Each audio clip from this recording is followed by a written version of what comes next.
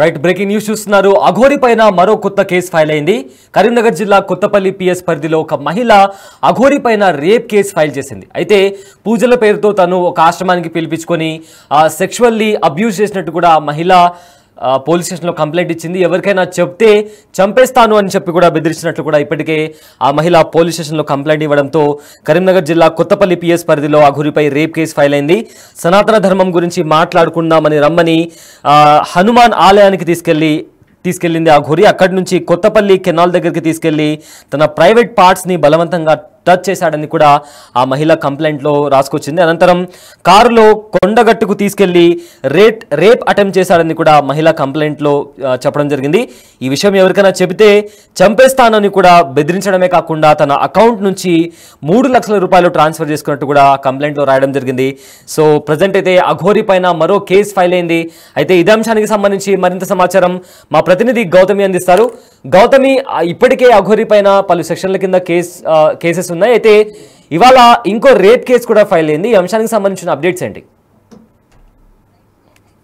మనం చూస్తున్న అఘోరికి సంబంధించి రోజుకు ఒక కొత్త జరుగుతుంది అండ్ ఒక కొత్త కేసు కూడా నమోదవుతున్న విషయం కూడా మనం ఇక్కడ చూస్తూ ఉన్నాం. అయితే రీసెంట్ గా కరీంనగర్ లోని కేసు అయితే నమోదవడం కూడా జరిగింది. అయితే అమ్మాయిని తను రేప్ అటెంప్ట్ చేసినట్టు అండ్ కొండగట్టు దగ్గరికి తీసుకుపోయినట్టు ఏదైతే మొత్తం కూడా ఆ మధ్య కరీంనగర్ లోని ఎంత హల్చల్ చేసిందో, నేను గుళ్ళకి కాపాడడానికి వచ్చానని, లేకపోతే సనాతన ధర్మాన్ని కాపాడడానికి వచ్చాను అని చెప్పి తను ప్రతి ఒక్క దేవాలయాల్లోకి వెళ్ళి ఎంత హడావిడి చేసిందో మనం చూసాం. ఈ నేపథ్యంలోనే అందంగా కనిపించిన అమ్మాయిల్ని వశపరచుకోవడం కావచ్చు, లేకపోతే మీకు ఇంట్లో ఉన్న కష్టాలని నేను తీరుస్తానని చెప్పడం కావచ్చు. అండ్ మామూలుగా జనాలు కూడా ఏంటంటే ఎవరైనా ఒక వ్యక్తి వస్తున్నారంటే తను ఒక దేవుడిలా చూడడం, దట్టు అఘోరికి అప్పటికి మంచి ఫేమ్ రావడం కూడా ఒక కారణమైంది. అయితే ముఖ్యంగా ఇటు మొత్తం కూడా ఫేమ్ వచ్చిన తర్వాత తను నిజంగానే కష్టాలు తీరుస్తుంది అని చెప్పి ఆడవాళ్ళు కూడా, ముఖ్యంగా యంగ్ ఏజ్ లో ఉన్న ఆడపిల్లలు కూడా తన దగ్గరికి వెళ్ళడం కావచ్చు, మాట్లాడడం కావచ్చు చేస్తున్న తరుణంలోని తిను ఒక అమ్మాయిని కూడా, అండ్ బాధితురాల పేరు మనం బయటికి చెప్పకూడదు కాబట్టి అమ్మాయిని కూడా సెక్షువల్ గా హెరాస్ చేసినట్టు, ముఖ్యంగా తన యొక్క ప్రైవేట్ పార్ట్స్ ని మొత్తం కూడా టచ్ చేసినట్టు కూడా చెప్తుంది. మరి అమ్మాయి మనందరం కూడా అంటే ఇప్పటి వరకు కూడా ఎందుకు అమ్మాయిలు బయటికి రాలేదు, ఎందుకు ఈ విషయం గురించి ఇప్పటి వరకు ఎక్కడ కంప్లైంట్ చేయలేదు అని అంటే అప్పుడు కూడా అందరికీ కూడా శ్రీనివాస్ భయపెట్టాడు. అంటే నేను ఒక మంత్రాలు చేస్తానని కానీ, లేకపోతే మంత్రాలు చేసి నేను ఏదైనా చేస్తాను, లేకపోతే కుటుంబానికి ఏమైనా చేస్తాను అని చెప్పి భయపెట్టడం వల్ల ఆడపిల్లలు ఎవరు కూడా బయటికి రాని పరిస్థితి మనం ఇక్కడ చూస్తున్నాం సయ్యద్. అయితే ఏదైనా సరే ఈ రోజు ఇతన్ని అరెస్ట్ చేసిన కారణంగా ప్రతి ఒక్క అమ్మాయి కూడా ఇవాళ బయటకు వచ్చి కేసులు అయితే పెట్టడం కూడా మనం చూస్తూ ఉన్నాము. అయితే రీసెంట్ గా ఇదే కాకుండా కేవలం సెక్షువల్ గా అలాగే ప్రైవేట్ పార్ట్స్ ని టచ్ చేయడమే కాకుండా కొండగట్టు గుడి ప్రాంతాల్లోకి తీసుకుపోయి అక్కడ తనకి పెళ్లి చేసుకునేటట్టు కూడా చేశాడు అన్న వార్తలు కూడా వినిపిస్తున్నాయి. అంటే అమ్మాయిలకి ఎప్పుడు కూడా మనం గతంలో కూడా వర్షిని వాళ్ళ అమ్మగారు కూడా చెప్తూ ఉన్నారు, శ్రీనివాస్ ఎప్పుడు కూడా కొన్ని మంగళసూత్రాలు పట్టుకొని తిరుగుతూ ఉండేవాడు. అంటే ఏ అమ్మాయి కనిపిస్తే ఆ అమ్మాయికి తాళి కట్టడం కావచ్చు, లేకపోతే నేను నీకు మొత్తం కూడా బాగా చూసుకుంటానని చెప్పి చాలా ప్రేమగా మాట్లాడడం అండ్ తన దారిలోకి తెచ్చుకోవడం, మొత్తం కూడా తను లేకపోతే ఉండలేను అన్నట్టుగా అమ్మాయిల్ని వశపరచుకోవడం కూడా తను చేస్తూ ఉండేవాడు. ఈ నేపథ్యంలోనే అమ్మాయిలకి తాళి కూడా కట్టేసి ఒక 2-3 రోజులకి అక్కడి నుంచి చెక్కేసి వెళ్ళిపోయేవాడు. ఇప్పటికీ చాలా మంది బాధితులు ఉన్నారు. గతంలో వర్షిని పేరెంట్స్ కూడా ఇదే యొక్క అంశాన్ని తెరపైకి తీసుకురావడం కూడా జరిగింది. కేవలం వర్షినికి కాదు, ఇంకా చాలా మంది అమ్మాయిలకి తాళి కట్టాడు, ఎప్పుడు కూడా తాళి పట్టుకొని తిరుగుతూ ఉంటాడు అని చెప్పి. అయితే ఇప్పుడు ప్రెసెంట్ శ్రీనివాస్ విషయం కూడా ఇదే జరుగుతుంది. ఇంకెంతమంది అమ్మాయిలు ఉన్నారు ప్రెసెంట్ ఏంటంటే కరీంనగర్ లో ఒకటే కేసు నమోదైంది, ఇటు రేప్ కేసు నమోదైంది కాబట్టి ఇంకా బలపడే అవకాశాలు ఉన్నాయి. ప్రెసెంట్ శ్రీనివాస్ కి ఈ రోజుతో 14 రోజుల రిమాండ్ కూడా కంప్లీట్ అయిపోతుంది. మరి దాని తర్వాత శిక్షలు ఏ విధంగా పడతాయి, కేవలం తన డబ్బులు తీసుకున్న దానిపైనే కాకుండా ఇప్పుడు ఈ కేసు కూడా నమోదైంది కాబట్టి ఈ కేసు పరిగణలోకి తీసుకొని దీని తర్వాత కూడా విచారణ చేసి ఇంకెంతమంది అమ్మాయిలు ఉన్నారు అండ్ ప్రెసెంట్ బాధితురాలను కూడా విచారించడం కూడా జరుగుతుంది.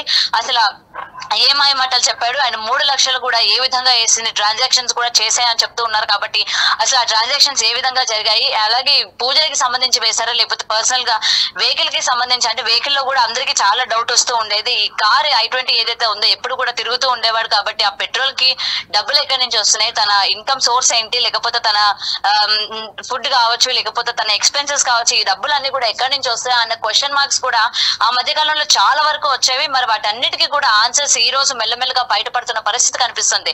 భక్తులు అని చెప్పి దగ్గరికి వచ్చిన వాళ్ళందరికీ కూడా లోబర్చుకొని ఇలాగ మాయ మాటలు చెప్పి మంత్రాలు చేస్తానని చెప్పి, లేకపోతే ఇంట్లో పూజలు చేయిస్తానని చెప్పి డబ్బులు తీసుకోవడం, అలాగే కొంతమంది చేత ఇట్లా మిస్బిహేవ్ చేయడం కూడా నిజంగా తలుచుకుంటేనే ఇలాంటి వాళ్ళు ఉన్నారా? సనాతన ధర్మం అన్న ఈ యొక్క పదాన్ని అడ్డం పెట్టుకొని, ఇవాళ దేవుడి పేరుని అడ్డం పెట్టుకొని ఇన్ని మాయలు ఇన్ని మంత్రాలు చేస్తున్న వాడికి తగిన శిక్ష వేయాలి అని చెప్పి కూడా ఈ రోజు తను ఎవరైతే నమ్మారో వాళ్ళందరూ కూడా మాట్లాడుతున్న పరిస్థితి కనిపిస్తుంది సార్. సో ఏదైనా సరే బాధితురాలు ఇప్పటికీ కేసు పెట్టడం కూడా జరిగింది కాబట్టి ఇంకా ఎంతమంది ఎక్కువ శాతం కరీంనగర్ సైడ్, వేములవాడ సైడ్ ఈ యొక్క ప్రాంతాలను ఎక్కువ మంది బాధితులు ఉన్నారు అని చెప్పి కూడా గతంలోని కొంతమంది బయటికి చెప్పడం కూడా జరిగింది. కేవలం వీళ్ళిద్దరే కాదు, ఇప్పుడు ప్రెసెంట్ వచ్చిన అమ్మాయిలే కాకుండా ఇంకా 4-5 కూడా తను తాళి కట్టాడు. ఇంకా 4-5 దగ్గర కూడా డబ్బులు తీసుకున్నారు. దాదాపు 10 నుంచి 12 లక్షల వరకు కూడా డబ్బులు తీసుకున్నారు అని చెప్పి కూడా చాలా మంది బయట చెప్తున్న పరిస్థితి కనిపిస్తుంది. సో వీళ్ళందరూ కూడా ఇంకా కేసులు పెట్టే అవకాశాలు ఉన్నాయి. ఇంకా ఈ బాధితులు ఎవరైతే ఉన్నారంటే ఇంకా ఎంతమందికి తాళి కట్టడం కావచ్చు, ఇంకా సెక్షువల్ గా ఎంతమంది ఆడపిల్లలకి ఈ విధంగా చేశాడు, అలాగే ఆడపిల్లలు బయటికి రాకుండా వాళ్ళ నోరు నొక్కేసి పూజలు చేస్తానని చెప్పి, లేకపోతే వాళ్ళ ఫ్యామిలీని నాశనం చేస్తానని చెప్పి ఎంతమందికి బెదిరించాడు, వాళ్ళందరూ కూడా బయటకు వచ్చే పరిస్థితి కూడా మనకి కనిపిస్తుంది Syed. Right, thank you Gautami, thanks for the update. అయితే అఘోరి పైన మరో కేసు ఫైల్ అయింది. కరీంనగర్ జిల్లా కొత్తపల్లి పిఎస్ పరిధిలో అఘోరి పైన రేప్ కేసు ఫైల్ అయింది. సనాతన ధర్మం గురించి మాట్లాడుకుందామని రమ్మని హనుమాన్ ఆలయానికి తీసుకెళ్లి అఘోరి అక్కడ ఒక అమ్మాయి పైన లైంగికంగా దాడి చేసినట్టు ఆ మహిళ కంప్లైంట్లో రాయడం జరిగింది. అయితే తన ప్రైవేట్ పార్ట్స్ని బలవంతంగా టచ్ చేశాడని కూడా మహిళ ఫిర్యాదులో పేర్కొంది. అనంతరం కారులో కొండగట్టుకు తీసుకెళ్లి రేప్ అటెంప్ట్ చేశాడని కూడా మహిళ కంప్లైంట్లో రాయడం జరిగింది. అయితే ఈ విషయం ఎవరికైనా చెబితే చంపేస్తాను అని బెదిరించడంతో పాటు తన అకౌంట్లో ఉన్న 3 లక్షల రూపాయలు కూడా ట్రాన్స్ఫర్ చేయించుకున్నట్టు కూడా అఘోరిపై ఫిర్యాదులు చేసింది ఒక మహిళ.